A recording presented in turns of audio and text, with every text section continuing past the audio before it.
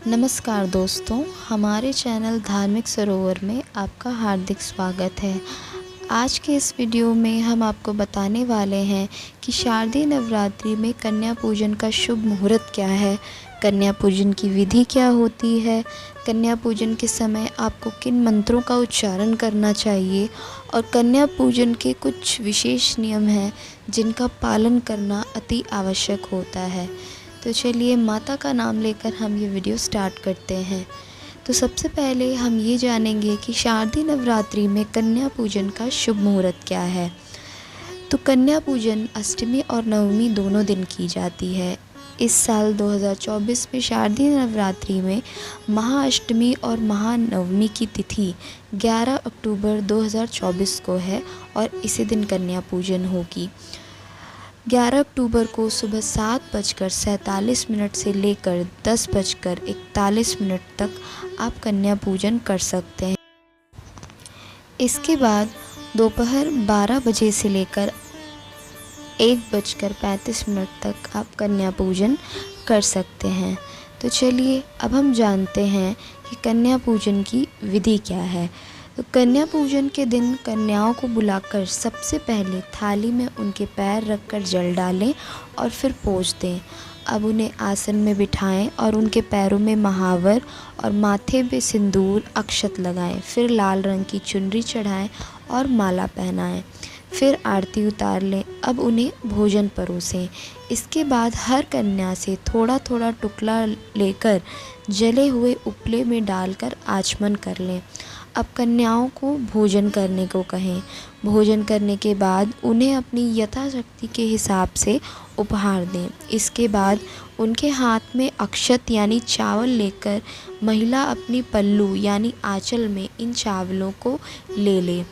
कन्याओं का आशीर्वाद लेकर आपको उन्हें विदा करना है और इसके बाद उनके पैर धुले हुए जल और अक्षत को अपने पूरे घर में छिड़क देना है।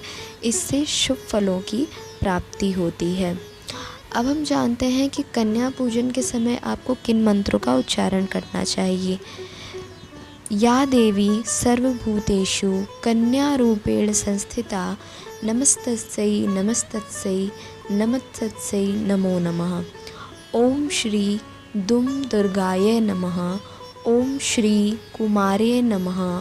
ओम श्री त्रिगुणात्मिकाय नमः।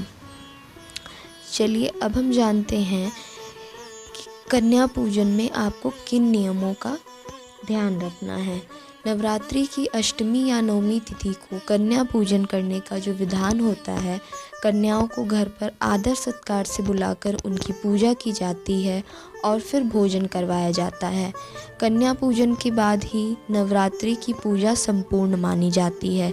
मान्यता है कि माँ दुर्गा के 9 स्वरूपों को मानकर कन्या पूजन किया जाता है। ऐसा करने से माता का आशीर्वाद प्राप्त होता है और जीवन में मंगल ही मंगल बना रहता है। कन्या पूजन करते समय कुछ नियमों का विशेष ध्यान रखा जाता है और इन नियमों के तहत ही पूजन संपूर्ण होता है। अगर आप भी अष्टमी या नवमी तिथि को कन्या पूजन कर रहे हैं तो इन नियमों का विशेष ध्यान रखना चाहिए ताकि नवरात्रि के व्रत संपूर्ण लाभ मिल सके और माता की कृपा हमेशा बनी रहे।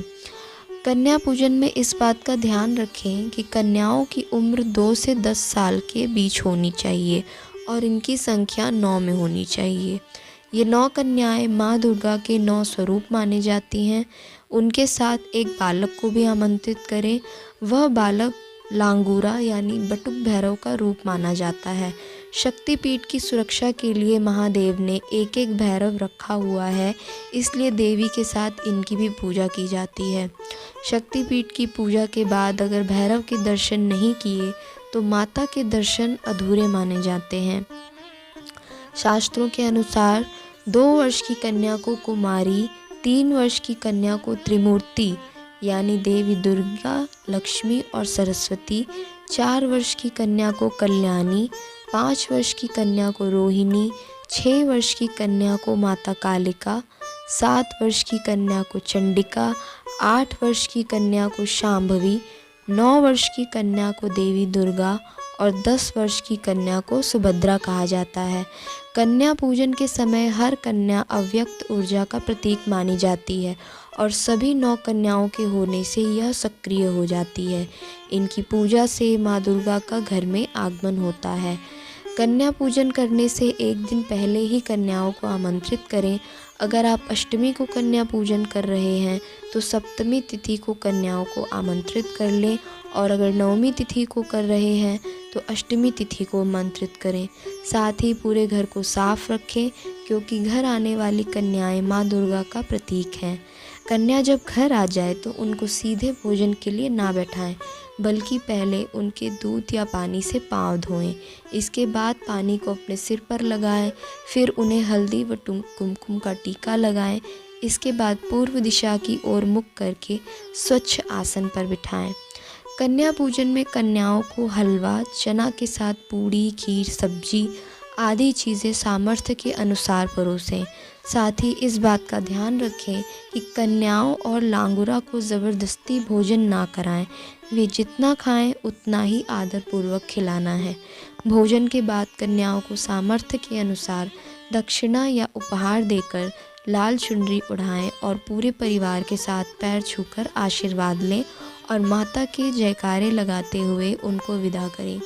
तो दोस्तों, अगर इन नियमों को ध्यान रखते हुए आप कन्या पूजन करते हैं तो देवी माँ की कृपा आप पर सदैव बनी रहेगी। अगर आप सभी को हमारा यह वीडियो पसंद आया तो चैनल को लाइक करें, शेयर करें और सब्सक्राइब करें। जय माता दी।